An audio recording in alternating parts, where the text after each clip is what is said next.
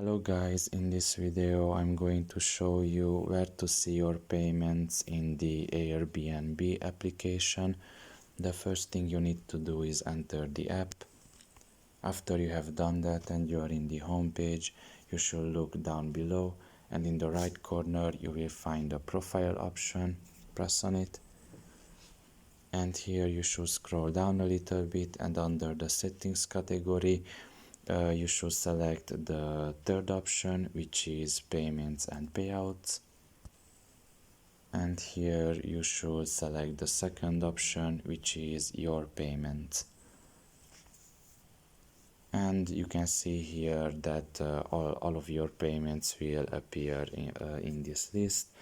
Now in this case I have only one payment from like 4 years ago, and if I want to check out more details about it or anything, I can just press on it and it will appear in a new page for me, and I can even download it as a PDF format.